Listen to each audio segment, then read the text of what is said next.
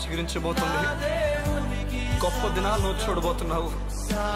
నీ యేసుకు సమస్తము సాధ్యమే. గుడ్ మార్నింగ్ దేవుని ప్రియ కుమారుడా, గుడ్ మార్నింగ్ దేవుని ప్రియ కుమార్తె. Special good morning to you. విశ్వాస విషయంలో ఎప్పుడు లోపం మనం కలిగి ఉండకూడదు.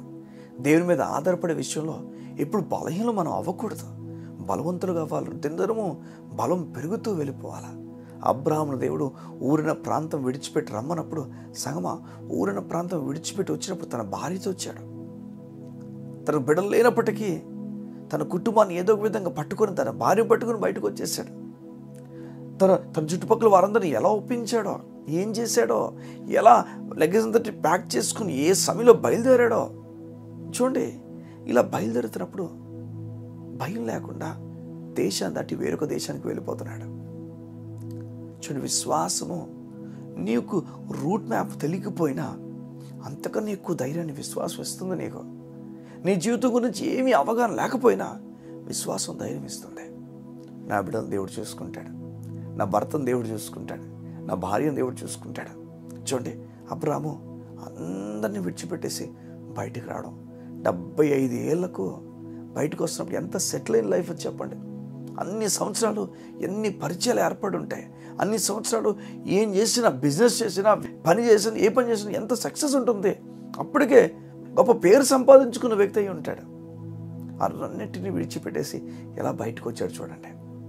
విశ్వాసము ఏం చేస్తుందో చెప్పనా, ఉన్న స్థితి కన్నా గొప్ప స్థితి ఉండబోతుందని చెప్తుంది విశ్వాసం. ఎప్పుడు కూడా నమ్ముతున్నావు నువ్వు, నమ్మకం కుదురుతుంది ఏది అన్న దేవుడు నీకు చెప్తున్నా. అబ్రాహాములా అన్నీ విడిచిపెట్టి బయటికి రా.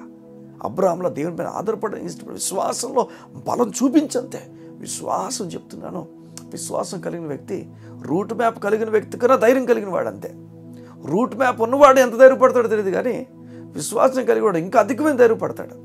రూట్ తెలిసినప్పటికీ ఆ రూట్ మధ్యలో ఏమైపోద్దో, ఆ రూట్ మధ్యలో ఎవరు ఎదురవుతారో, ఏమవుతుందో అని భయంతో రూట్లో వెళ్తాడేమో. కానీ రూట్ మ్యాప్ తెలియకపోయినా విశ్వాసం ఉంటే మార్గమంతా కాపాడు దేవా నీకు స్తోత్రాలు, నా కొండలను మెట్లను మాత్రం మొత్తం సవారపరిచి నాకు హైవే వేయగల దేవా నీకు వందనాలు, ఎర్ర సముద్రం పాయలు చేస్తావు, ఎరుకో కోలుస్తావు, నాకు తోడున్న ధైర్యపు మాటలు మాట్లాడతాడు.